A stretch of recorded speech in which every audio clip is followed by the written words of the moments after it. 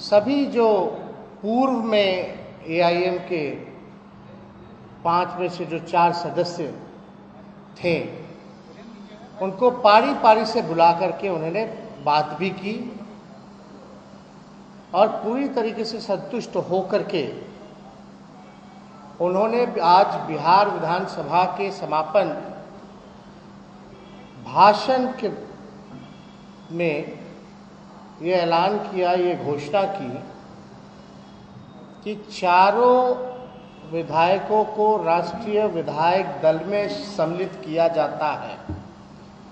इसका ये मायने है कि राष्ट्रीय जनता दल अब बिहार की सबसे बड़ी पार्टी बनकर के उभरी है। तो एक बड़ी बात है। कभी भी देश में कहीं ऐसा नहीं देखा जा रहा है आजकल या पूर्व में भी, जहां कोई एक विपक्षी दल में लोग दूसरे दल के विधायक विलय कर रहे हैं। तो ये विलय जो है सभी विलयों से अलग है। हमेशा देखा जाता रहा है कि जहां सत्ताधारी दल है वहीं ज्यादातर लोग जो है विलय करते हैं। तो ये अद्भुत है और ये साफ बताता है कि जो हमारे नेता आदरणीय श्री लालू प्रसाद जी का जो नेतृत्व है और जो विचारधारा है, सामाजिक न्याय, धर्मनिरपेक्षता, सभी लोगों को बराबरी का हक मिले, सम्मान मिले, अंतिम पैदान पे जो खड़ा समाज है उसको मुख्य धारा में लाया जाए, जो शोषित वंचित है उसको मान सम्मान मिले, अधिकार मिले।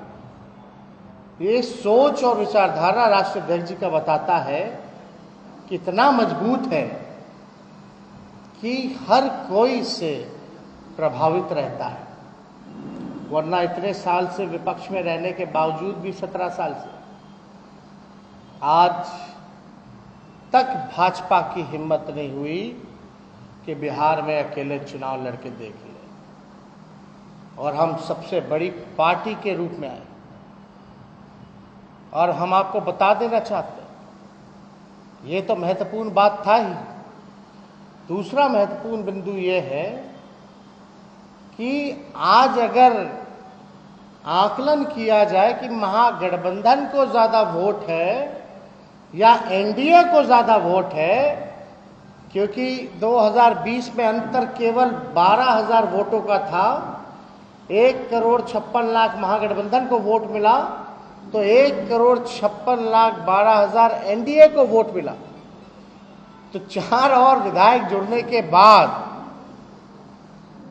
और बौचहा चुनाव, उपचुनाव जीतने के बाद हम कह सकते हैं कि 15,000 से आगे तो हम लोग होंगे ही होंगे मिनिमम। यानी वोटों को अगर प्रतिशत में बांटा जाए एनडीए और महागठबंधन का, तो वोट में भी हम उनसे आगे हैं। तो एक बड़ी जीत बौचहा उपचुनाव में भी मिला और इसमें भी मिला। और खास तौर पे सीमांचल में ज्यादातर सीटें कांग्रेस को दी गई थी और सीमांचल के इलाके से इतनी संख्या जो हमको मिलनी चाहिए थी वो नहीं मिली। तो अब तीसरा बिंदु ये है कि हम सीमांचल में भी अब मजबूत हो चुके हैं। और सीमांचल का इलाका बड़ा गरीब इलाका है।